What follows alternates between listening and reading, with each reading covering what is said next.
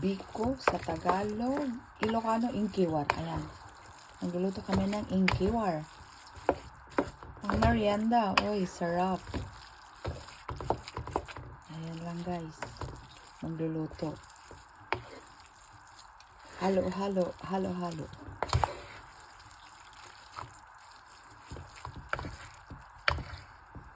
Ayan.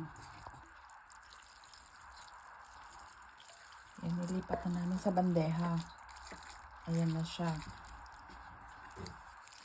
Ayan, i-black na lang na siya. Ang merienda lang naman ito. O, diba?